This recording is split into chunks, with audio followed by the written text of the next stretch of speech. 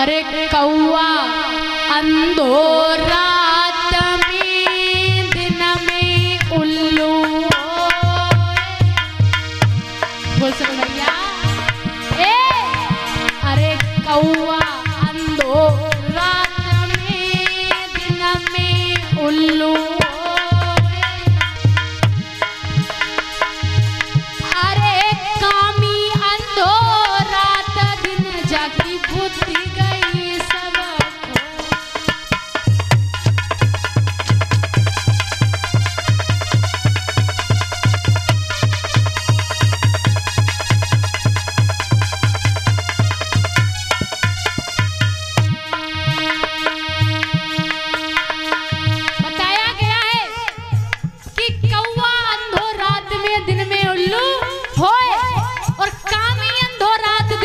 बुद्धि गई सब।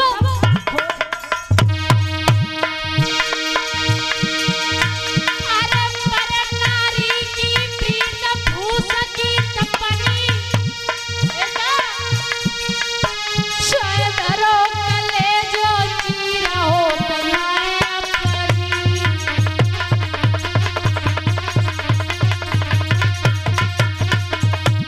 भैया एक एक शब्दों पर ध्यान देना, हमारे युवा लोग ध्यान देंगे क्योंकि आजकल ना जाने कितना जमाना खराब हो गया है।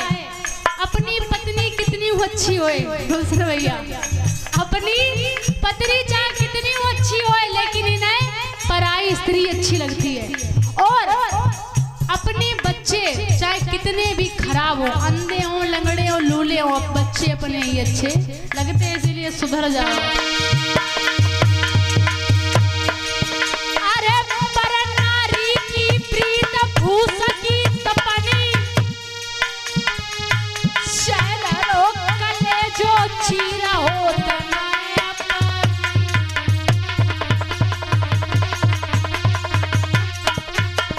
और भैया सुनो,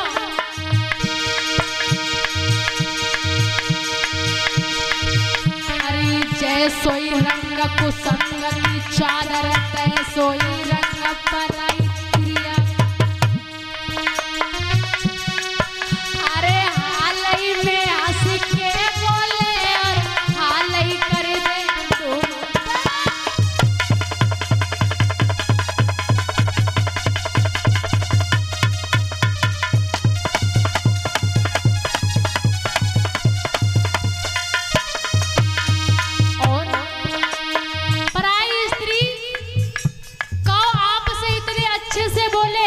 और थोड़ी ही देर में भाई आपको बदनाम कर दे, आपको गाली देने लगे, इसीलिए सावधान हो जाओ सभी लोग। अरे धोबी की नाल को कहा बिगड़े, जमे मैल छटे सबई कपड़ा को। अरे ओ सब प्यास बुझन नाई तासे नीरा भलो अपने ही गड़ा को।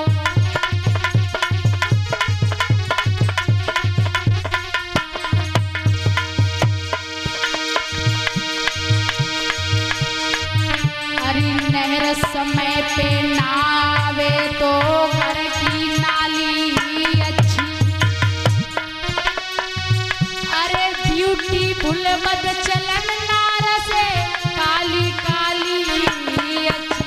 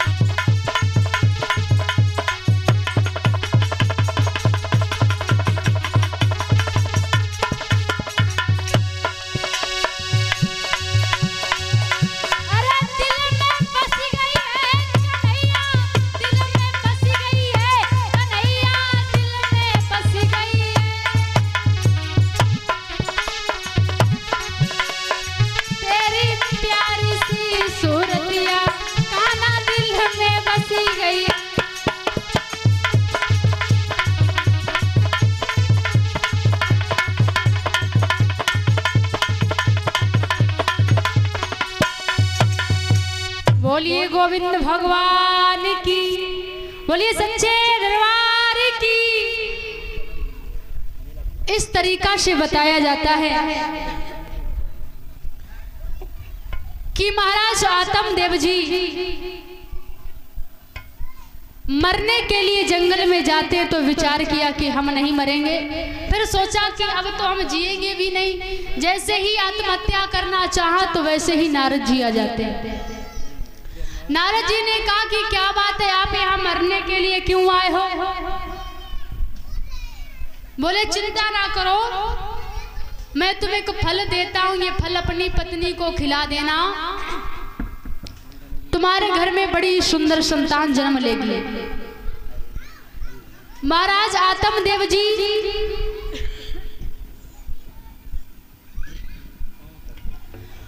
उस फल को लेकर के जैसे ही घर में आए हैं, धुंधली को दिया।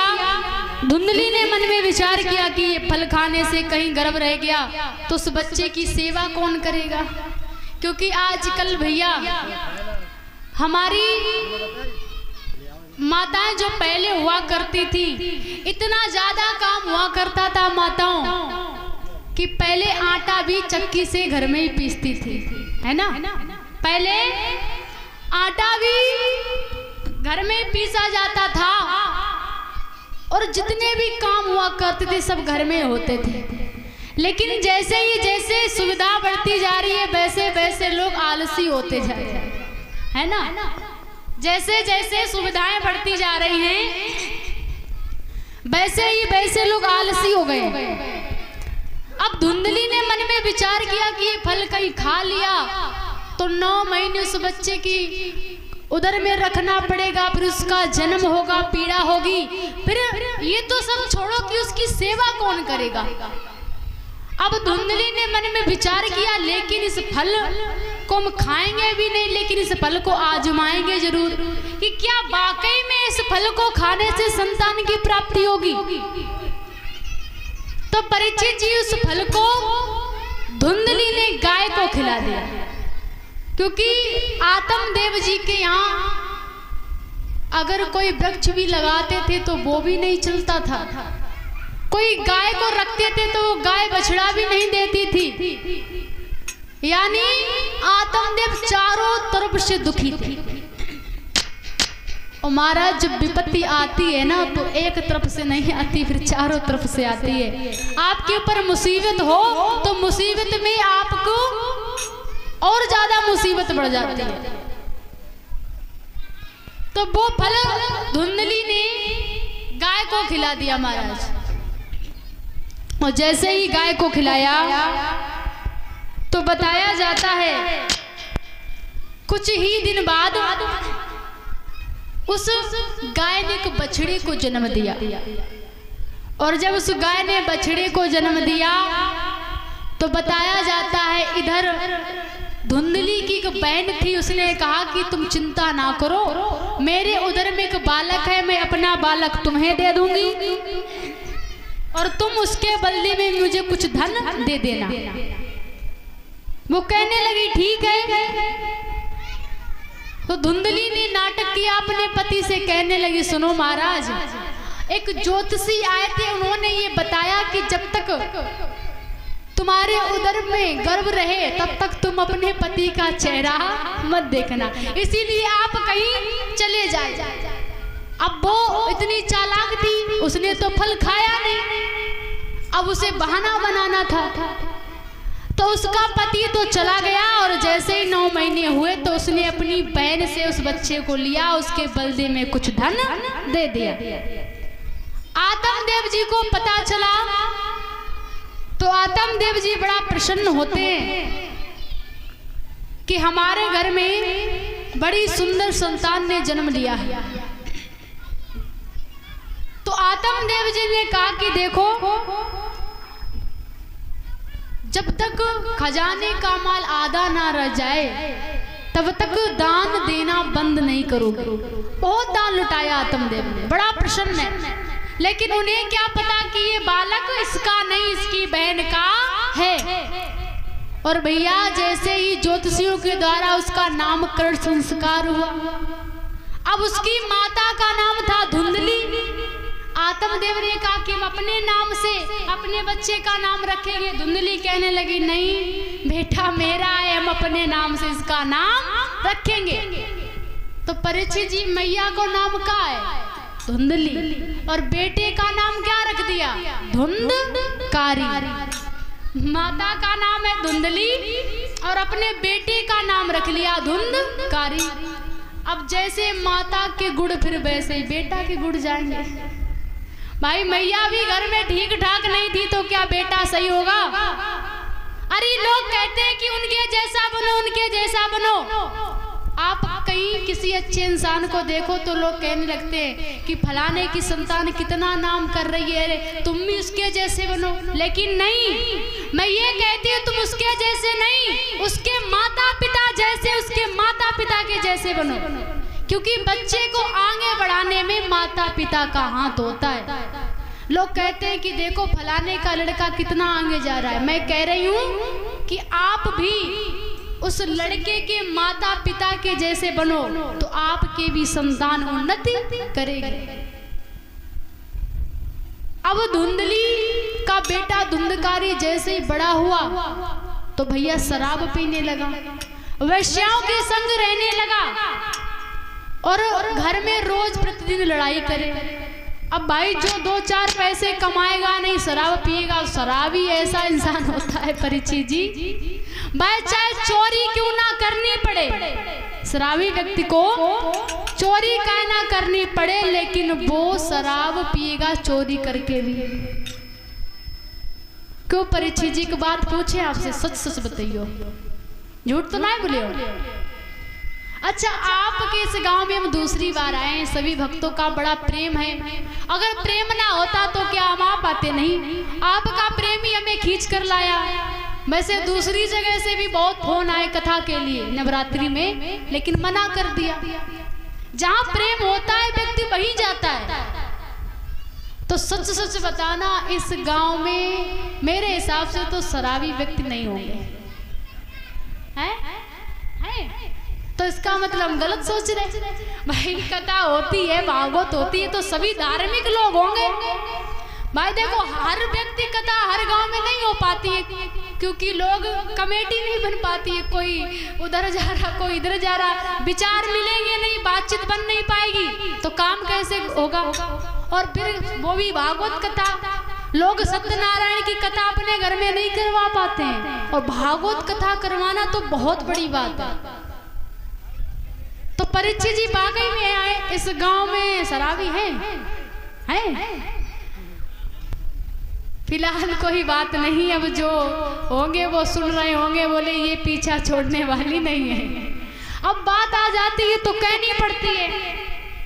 अच्छा शराबी व्यक्ति की एक आदत बढ़िया है, बताए कौन सी? जब वो शराब के नशे में होता है तब वो झूठ नहीं बोलता। शराबी व्यक्ति चाहे पूरे गांव का गरीब हो, लेकिन जब शराब के नशे में होगा तो कहेगा देखिए भैया ज्यादा बकवास मत पढ़ो, मैं पूरे गांव को खरीद लूंगा, मैं इतना पैसे वाला हूँ। मतलब वो पूरे गांव को खरीद लेगा और इतनी बड़ी बड़ी मारेगा। उससे कहो कि भैया क्या आपने पी रखी है? बोले पागल हो क्या? अरे हम पीते ही नहीं है, तुम्हें क्या लगता है कि हम शराब के नशे में? और चाहे सवेरे सवेरे कुल्ला शराबी से हो गए, लेकिन क्या कहेगा कि हम शराब नहीं पीते। और शराबी व्यक्ति ऐसा होता है, खैर शराब पीने से 1-2 फायदे भी हैं। अच्छा फायदे बताएं दादा? शराब पीने से पहला फायदा ये है कि उसके घर में चोरी नहीं होगी। उसके घर में चोरी नहीं होगी। वो क्यों नहीं होगी? क्योंकि बेचारे चोर भी जानते हैं कि इसने रखा भी क्या होगा। भाई सब बेच बेच के पी ली होगी। एक बात बताएं, अपनी गांव की बात कर रहे हैं। एक व्यक्ति है मेरे गांव में, उसके नाम में 60 बीघा खेती है और उसने पी पी करके 5 बीघा भी नहीं रखी, सब बेच दी।